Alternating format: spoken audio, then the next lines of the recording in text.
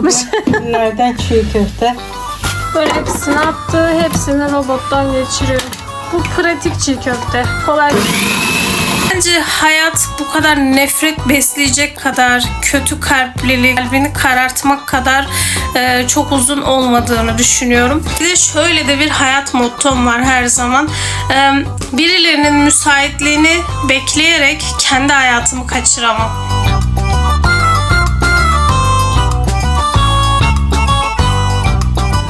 Şöyle yine fakirin kahve makinesi kahve. Bu da 1490 lira. Herkese günaydın arkadaşlar. Merhabalar. Nasılsınız? Ne yapıyorsunuz? Hoş geldiniz diyorum öncelikle. Ben de selamınızı aldım. Hoş buldum. Teşekkür ederim. Bu giriş faslı bittiyse sohbet edelim istedim birazcık. Bugün evde yalnızım ve kimse yok. Kahvaltı yapıp yapmamakta da çok kararsızım. Ben böyle sabahları uyandığımda hemen bir şeyler yiyemiyorum. Hani bir en az 2 saat 3 saat falan geçmesi lazım böyle karnımın acıkması için. Uyandığımda genelde böyle aperatif atıştırıyorum annemle beraber. Ama şu an annem ve babam evde olmadığı için kahvaltı yapmak zorunda değilim. Çünkü annem kahvaltı hazırladığında ben burada masada oturuyorum ya, annemi izliyorum. Sonra annem sinirleniyor, kahvaltı yapmayacaksan niye geliyorsun, kalk buradan diyor.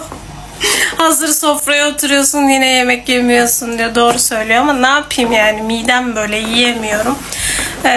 Yeni olan bir şey değil ki, ben hep böyleydim. Çocukluğumdan beri hep böyleydim. Hemen böyle uyanır uyanmaz sofraya oturup da böyle karnı acıkan bir insan değildim hiçbir zaman.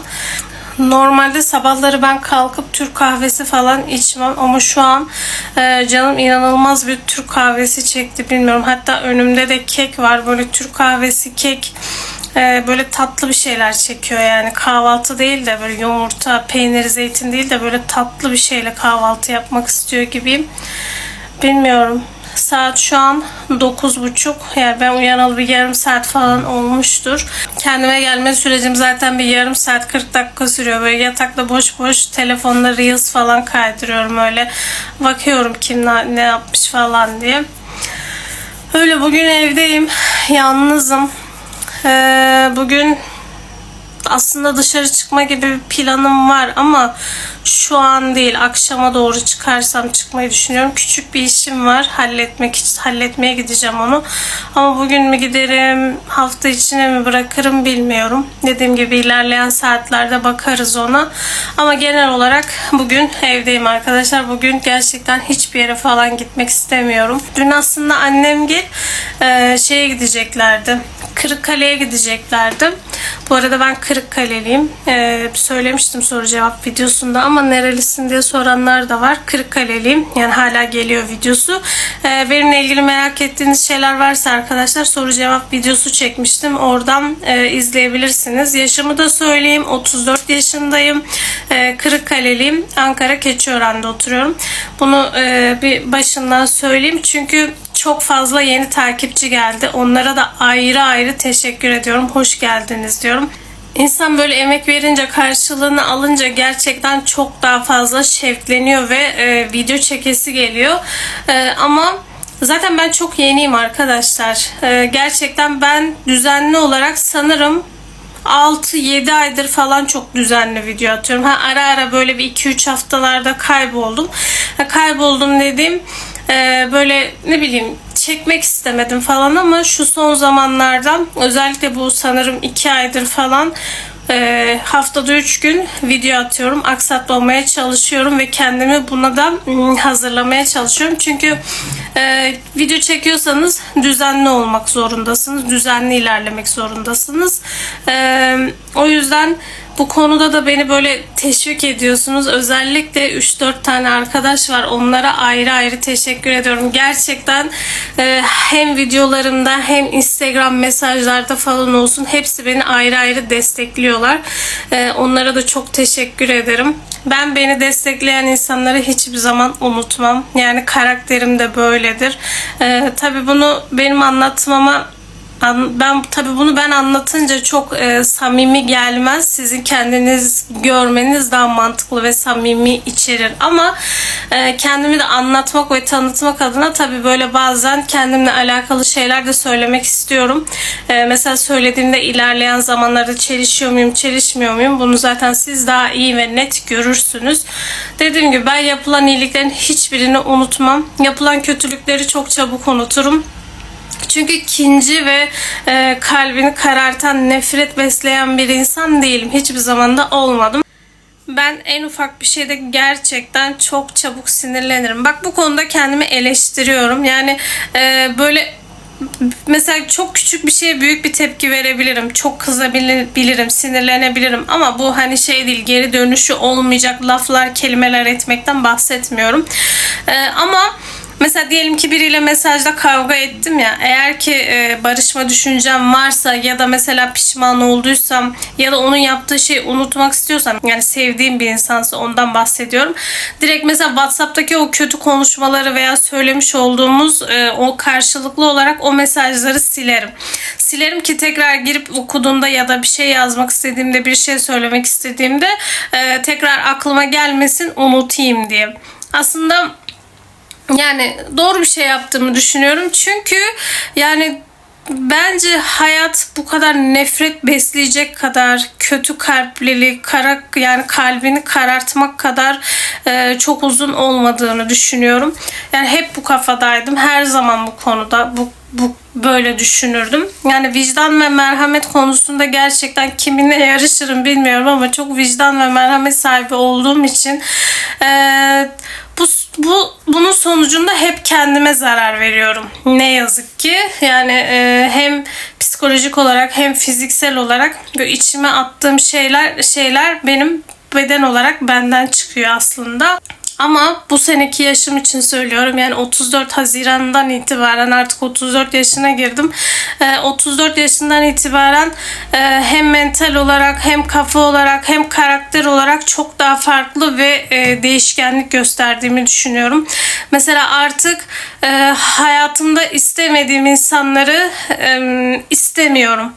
Ve sırf yakınım, ailem, akrabam ya da ne bileyim arkadaşım eğer bana hitap etmiyorlarsa artık ve ben onlar yüzünden zarar görüyorsam, gerek kendi evimde, gerek dışarıda, gerek başka yerde, bunu aşk, ilişki, aile, artık her ne düşünmek istiyorsanız düşünebilirsiniz. Tamamen kendimi geri çekme kafasına girdim. Yani kimse için kendimi heba etme gibi bir düşüncem yok artık. O kadar çok vericiyim ki yani ben vermekten bıktım ve usandım. O yüzden tamamen artık her konuda kendimi her şeyden geri çektim. Mesela bana şey diyorlar. Bana diyorlar ki yalnızken sıkılmıyor musun? Şimdi benim yaşımı bir kere bir göz ardı etmeyelim. Ben 34 yaşında bir insanım. Benim arkadaşlarım tabii ki var. Yok değil. Ama hepsi evli, barklı, çocuklu insanlar. Şimdi hepsi artık ailesini, yuvasını kurmuş insanlar. Ben her dakika, yani ben bekar olduğum için söylüyorum, her dakika insanlara hadi gelin buluşalım, hadi görüşelim gibi şeyler yapamam. Tabii ki hem görüntülü konuşmada hem WhatsApp konuşmalarında bunların hepsini fazlasıyla yapıyoruz zaten. Ben buraya yansıtmıyorum diye ben tek başıma ya da yalnız değilim ya da ailem yok değil. Varlar tabii ki ama ben sadece yansıtmak istediğim insanları yansıtıyorum buraya. Yani öyle olmaya da devam edecek. Yarın bir gün benim hayatımda biri olursa tabii ki onunla beraber, yani bu süreçte onunla devam ederiz. Ama onun harici yüz yüze görüştüğüm bazı insanlar mesela şey yapmak istemiyor. Videoya dahil olmak istemiyorlar. Şimdi ben insanların suratına, yüzüne telefonu tutup da ille de benim videolarıma dahil olacaksınız gibi bir şey söyleyemem. Yani bu büyük terbiyesizliktir. Saygısızlık olur yani benim nezdimde. O yüzden bir de şöyle de bir hayat mottom var her zaman. Birilerinin müsaitliğini bekleyerek kendi hayatımı kaçıramam. Yani şu gün müsaitim, yarın müsaitim, işte bir hafta sonra müsaitim gibi söyleniyor ya mesela. Şimdi ben atıyorum bir yere gitmek istiyorum. İşte mesela sizler için video çekiyorum artık ve ben bunu çekmek isterken bir hafta sonrasını bekleyemem. Ya da 8 gün sonra 2 ay sonrası gibi planlar yapamam. Ben artık böyle bir mecraya atıldıysam video çekmek artık benim görevimdir, değil mi? Görevimden ziyade tabii ki bunu severek, isteyerek yapıyorum. Yoksa başka türlü asla yapılacak bir şey değil bu. Hani bir emek veriyorsunuz, sarf ediyorsunuz. Ben de mesela video çekmek çok kolay, basit, yani ne kadar zor olabilir gibi falan şeyler söylüyordum. Yalan değil. Karşı taraftan izlediğim için ben de çok yeniyim yani. Ben de sizler gibi izleyici olan insanlardım ama işin boyutu öyle olmuyor. Yani bir yemek tarifi çektiğinizde bile gerçekten saatlerinizi alıyor. Bir şeyi göstermek, pişirmek, onun süresini beklemek. Hani bunlar gerçekten emek verilecek ve sevilerek yapılacak şeyler. Yoksa onun harici sırf para kazanmak için ben sosyal medyaya atılayım da yapayım derseniz yapamazsınız. Çok zor bence. Yani ama eğer kendi video çekmeyi seviyorsanız, konuşmayı seviyorsanız, insanlara bir şeyler aktarabileceğinizi düşünüyorsanız tabii ki herkes yapsın ve herkes de kazansın isterim. Öyle arkadaşlar. Sabah sabah ne dedik ya? Nerelere girdik? Konu nerelere geldi Allah için. Yine inşallah bu videonun çoğunu kırpmam.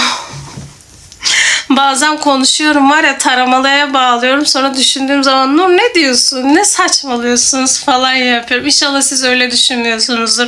Ben biraz da doğal ve şeffaf ilerlediğim için gerçekten beni, karakterim neyse öyle tanımanızı çok istiyorum. Yani beni sevebiliyorsanız böyle sevin. Sevemiyorsanız da hani saygı duyun. Nurcum sen bana hitap etmiyorsun. Görüşürüz canım. Yolun bahtın açık olsun deyip tabii ki gidebilirsiniz ama inşallah kalırsınız.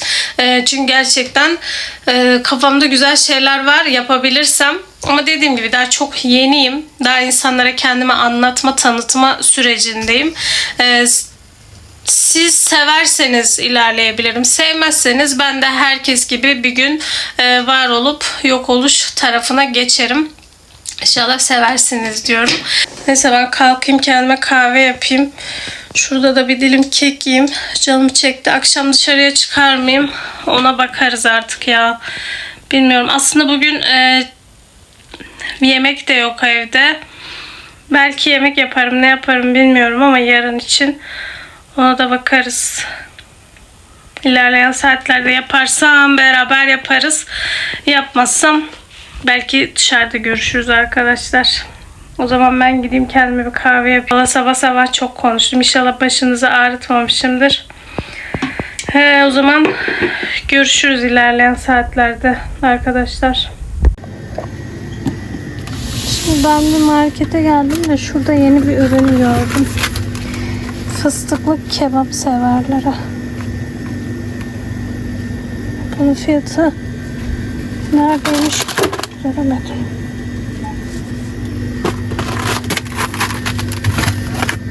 Yeni bir ürün.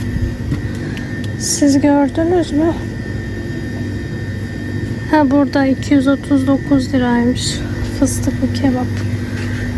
Bu nedir? Bu da makaron. Bu da yeni bir ürün sanırım. Büyük boy büyük keyif. XX large. Yaban versini ve lotus. Bunlar yeni gelmiş. Şurada bir tane şey de var. Stripwich sandviçli kajunten. Bunun fiyatı, o da burada 189 lira.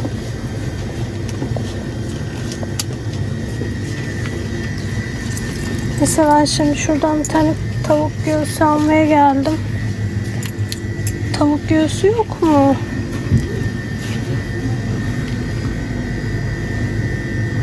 Tavuk göğsü kalmamış.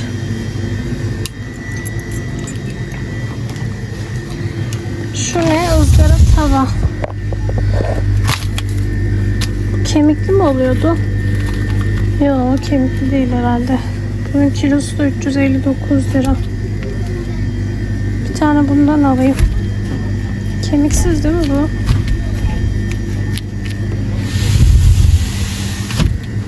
Tavuk göğsü kalmamış.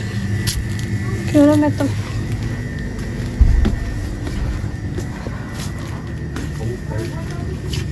Bak burada da var. Super Fresh'in ton balığı. Ne kadarmış?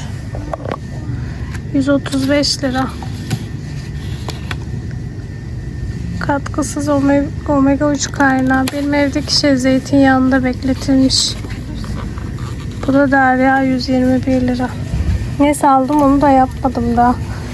Yapacağım şey yok. Iceberg göbek marul var ya, ondan yok. O yüzden almadığım için şey yapamadım. Neyse aktüel ürünlere de bir bakalım. Neler varmış. Yine ne zamandır aktüel ürün yapmıyoruz. Şöyle şurada dursun. Aa, bu da shaker değil mi? Bu da fakir markası. Bu kaç milim? Ha, bunun şeyi düşük ama 350 volt 1290 liraymış. Bu arada ben Arzum alacağım ya. Aa, Arzum dedim, bak burada da var. Alt ama bu sürahi tipi, bak şöyle göstereyim. Bunun fiyatı 1890 lira. 600 volt.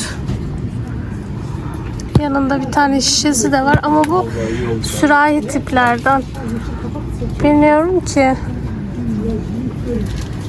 Ben aslında bu tarz sürahi değil de, çünkü yerine koy şey de var ya.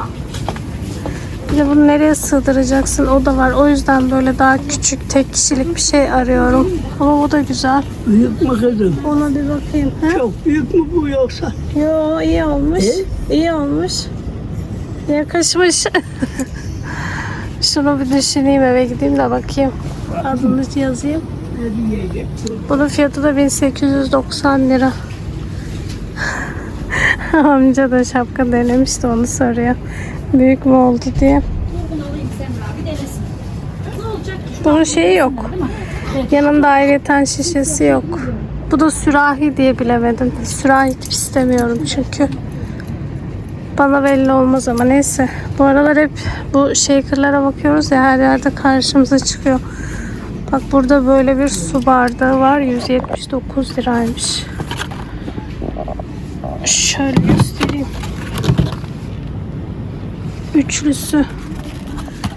Bir de onun daha su bardaklık olarak var. Şöyle yine fakirin kahve makinesi, kahve. Bu da 1490 lira. Böyle 3 katlı köşe raf. Bu da 229 lira. Şurada santimleri yazıyor, bakabilirsiniz. Banyo için kullanılabilir. Şöyle buzluk termos var. Onun fiyatı da 849 lira. Şöyle. Bu nedir? Bu da esnek taşıma çantası. Aa, yok bu şey. Masa değil mi? Tabii canım, masa bak. Anahtarım takıldı. Şöyle. Şunları şuraya oturtuyorsunuz ama şimdi oturtamayacağım. Şöyle. Bu nereye takılıyor?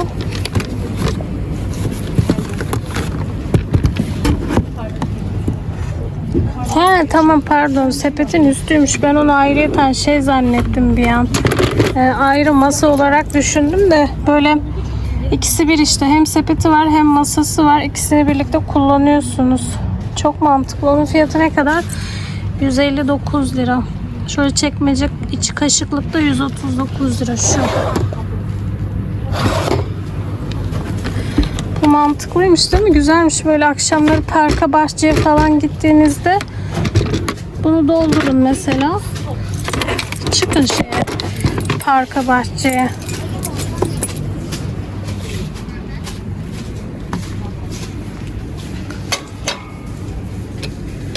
Bunlar da 300 lira. Dörtlüsü. Bayağı da kalın yalnız.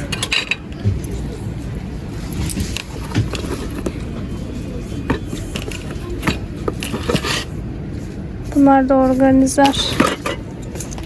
Ne kadar? 99 lira. İkili mi? 100 liraymış. Güzel.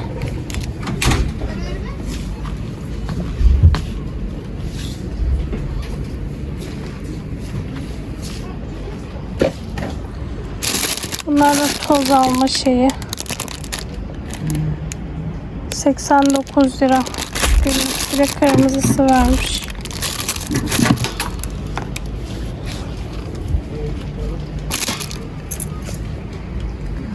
Bu da araç içi çöp kutusu bu. Yok, kahve araç içi organizer 249. Şöyle bak, güzelmiş.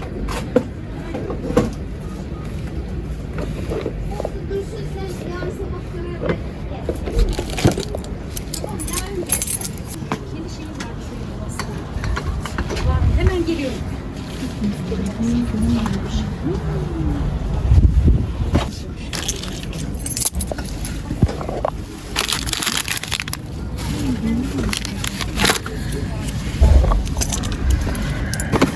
Ne? Saç bakım proteini. Bu da 100 liraymış. Şampuan, saç maskesi ne diyor? Beraberinde kullanacağınız ürünün %10'u kadar saç bakım proteini ilave edin. Sonra saçlara merhaba deyin.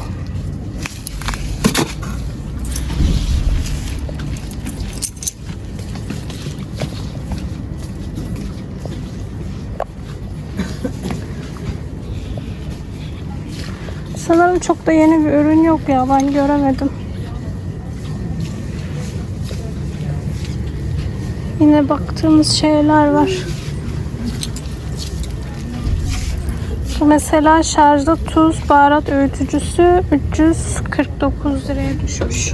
490'dan. Bu da sinek kovucu.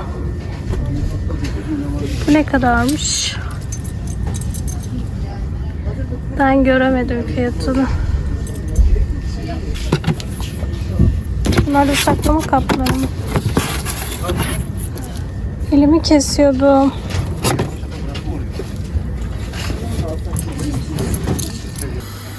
Şimdi annem çiğ köfte yapıyordu. Dedim ki hemen size de bunun videosunu çekmeliyim. Annem durur mu durmaz, can istediyse yapar. Yapma dedim, yine de yapıyor.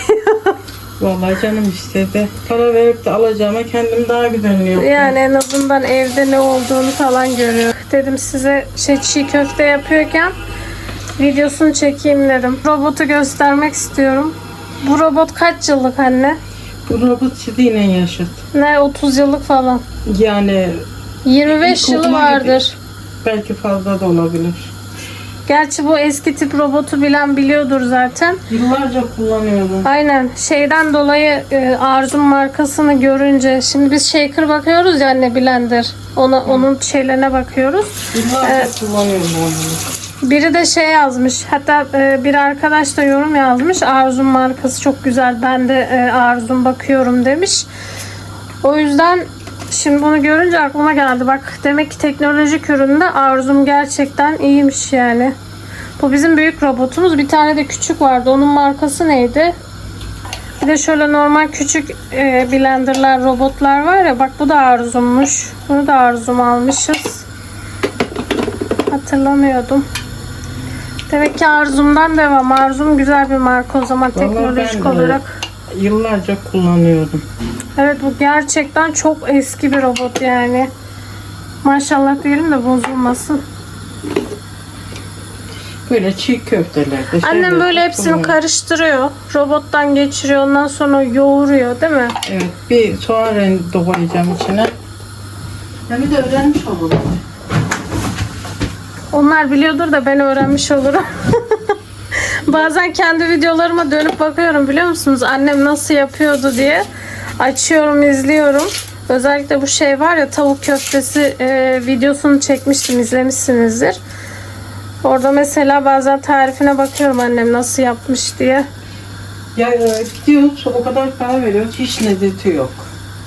Kendimizin yaptığı daha lezzetli oluyor. Yani bir de artık dışarıdan yemek yemek gerçekten çok riskli bir hale gelmedi mi sizce de? Ki ben çok severim dışarıdan yemek yemeyi.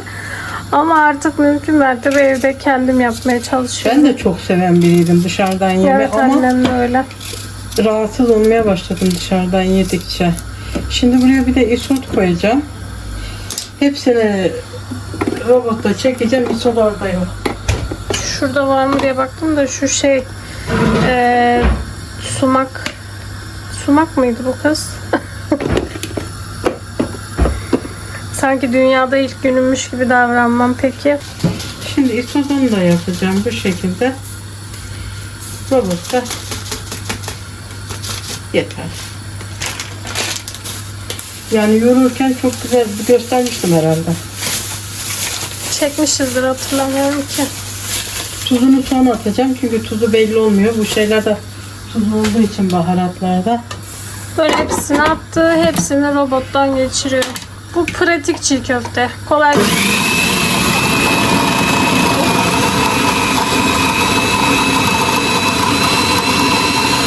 Sonra da elimle yumurta.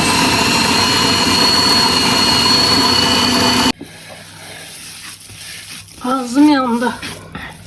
Şimdi flaşı açtığım için böyle bir tuhaf görünüyor da şu an antrede yoğuruyor annem. O yüzden flaşı açtım, ışığı yakmadım. Şöyle göstereyim. Gayet acı olmuş. Bunlardan çiğ köfte. Güzel oluyor ya. Hafif. Gayet de güzel görünüyor vallahi. Buraya da kıvırcık maydanoz, naneleri vesaire yıkamış. Şimdi bunu dolaba kaldırıyor. Biraz dinlenmesi için şöyle paketteyim. Biraz sıcaklığı gitsin yani biraz. Aynen. Mis gibi. Eline sağlık. Yeriz şimdi. Suyu çıkarmış. Valla o aldığımız en sonki market alışverişinde kaç tane almıştık? 6, 12, 18, 24, 50'li mi almıştık? 2 koli almıştık. Şu an bitmek üzere değil mi? Annemi şu an çekemiyorum. Tesettürlü olduğu için saçı açık. Bitti. Annemle ben sadece soda içiyoruz. Şimdi sodamız yine bitmek üzere. Çok az bir şey falan kaldı. Hatta bakayım ne kadar kalmış. Dolapta 6 tane kalmış. Şimdi son kalan da 12'li. Annem de şurada bulaşıkları yıkıyor. Burada dolaba yerleştireyim de soğusunlar. Bugün sizi bunlarla karşılıyorum. Çünkü bugün karnıyarık yapacağım. Ben de size tarifini vereceğim. Yani tarifini veriyorum derken haddime midir bilmiyorum da ben nasıl yapıyorumu göstereceğim. Ben bütün malzemelerimi getirdim. Tabii bunun içine baharat falan da girecek. Ama ben önce şu soğan, sarımsak, işte maydanoz, domatesleri doğrama işini bir halledeyim. Çünkü kıymam buzluktaydı. Bunu şimdi ocağa alacağım. Bu yavaş yavaş ocakta kavrula dursun. Çözülür yani, buzlukta olduğu için sıkıntı değil. Şu patlıcanları da en son kızartacağız. Şimdi yapım aşamasına geçelim. Ben önce bunların hepsini bir kenara alayım.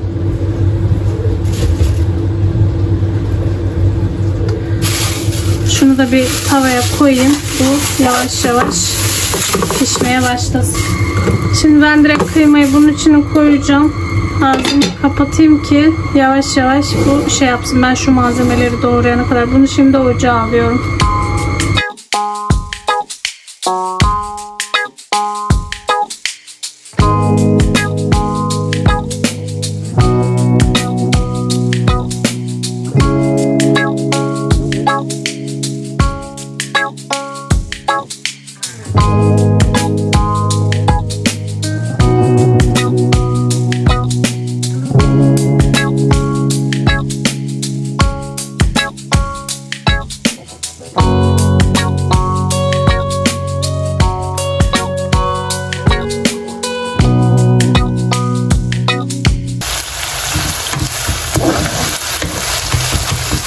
Şimdi kıymalarım görüyorsunuz çözüldü.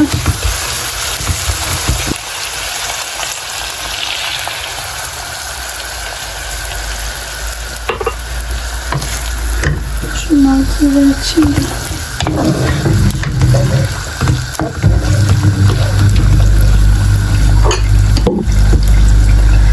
Sanki bu soğanlar da çok mu ya? Neyse.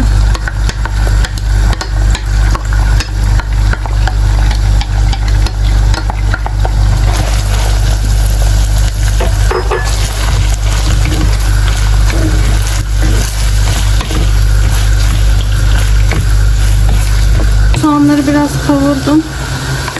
Biberleri de ekleyeceğim. Çünkü biberler de geç yumuşuyor ya. O yüzden ekleyeceğim. Biraz da biberleri kavurayım. Hatta ben bunun içine sarımsakları da ekleyeyim ki lezzeti geçsin.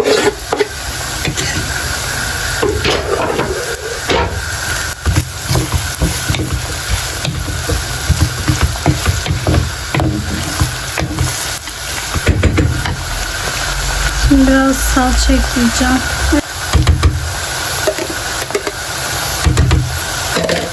Şu kadar da salça koydum. Musakka yapacaktım.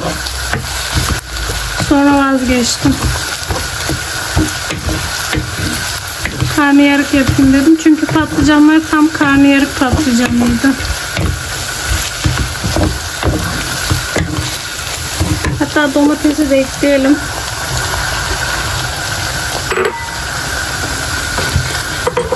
Baharatlarıyla beraber pişsin.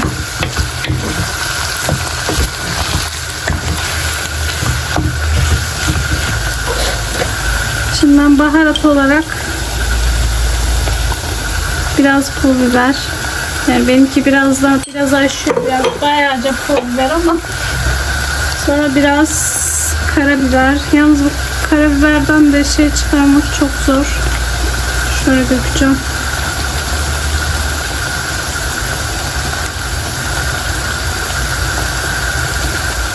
Karabiber. Sonra kimyon.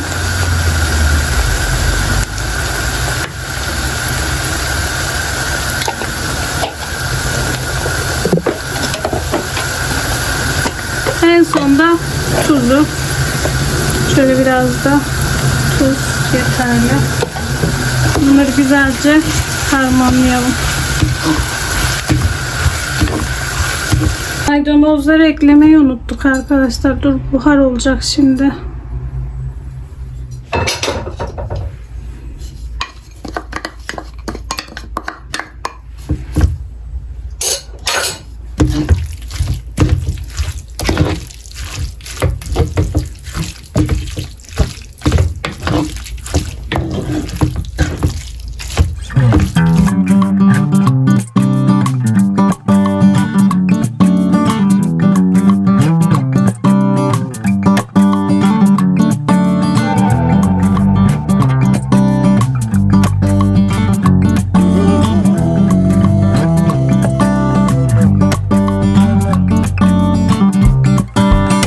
İç harcımı göstereyim arkadaşlar. Çok güzel oldu valla. Şuraya da patlıcanlarımı kızarttım.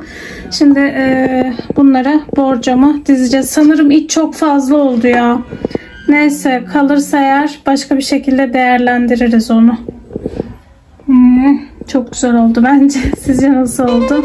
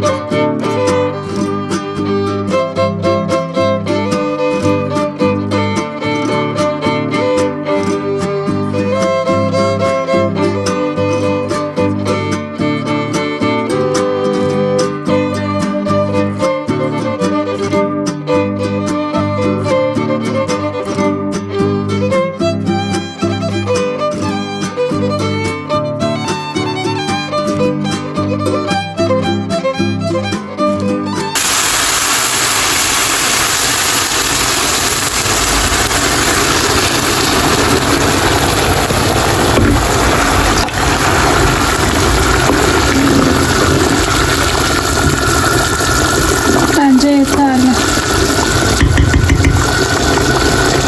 Şimdi bunun altını kısıyorum. En küçüğü alacağım. O orada pişmeye devam edecek. Karnıyarım da pişiyor, görüyorsunuz. Pilavım da pişti arkadaşlar. Altını yeni kapattım. Şöyle dinlenmeye bıraktım. Bu burada dinlensin. Karnıyarım da pişti. Karnıyarım da böyle oldu. Nasıl olmuş? Güzel olmuş mu? Daha hala çok sıcak tutamıyorum. Tekrar fırına koyacağım sıcak kalsın diye. Beni izlediğiniz için teşekkür ederim. Bir sonraki videoda görüşmek üzere. Kendinize çok iyi bakın. Allah'a emanet olun. Hoşça kalın.